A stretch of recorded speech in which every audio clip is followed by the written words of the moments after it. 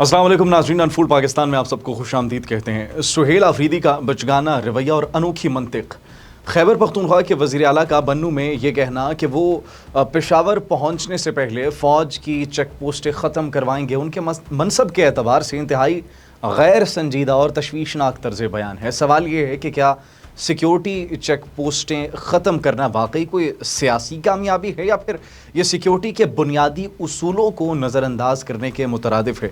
इसी का सवाल आज हम आपको देने की कोशिश करेंगे।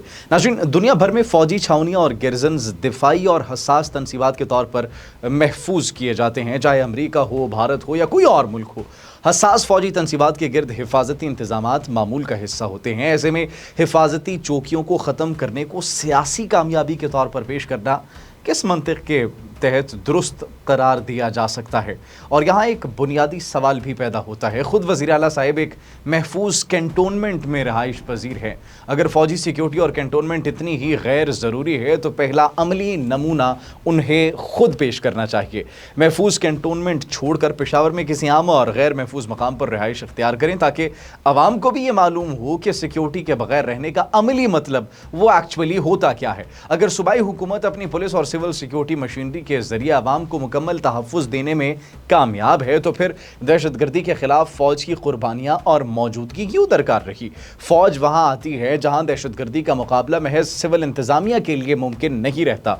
गुज़िश्ता बरसों में खैबर पख्तूनख्वा ने दहशतगर्दी के ख़िलाफ़ बेशुमार कुर्बानियाँ देखी हैं। ख़ानदान उजड़े, घर वीरान हुए और आवाम ने दहशतगर्दी की भारी कीमत अदा की। लेकिन सवाल ये है कि इन कुर्बानियों में सबसे बड़ी कीमत वो किसने अदा की? पाकिस्तानी फ़ौज के जवानों ने।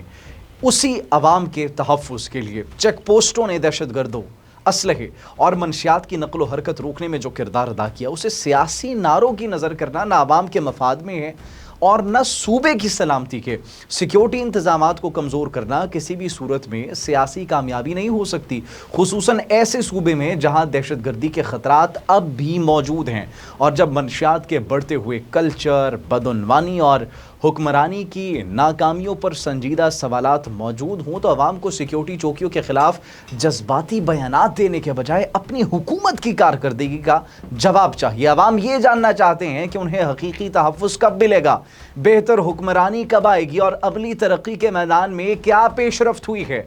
13 साल से खैबर पख्तूनख्वा में इक़्तिदार का हिस्सा रहने वालों से सवाल तो बनता है, आवाम को हकीकी तहफ़्फ़ुज़, बेहतर हुक्मरानी और अमली तरक्की के मैदान में क्या मिला? क्या सिर्फ चेक पोस्टें ख़त्म करने के ऐलानात ही आवाम के मसाइल का हल हैं या फिर असल ज़रूरत अमन, मौसर हुक्मरानी, मजबूत इदारों और अवामी मसाइल के अमली हल की है?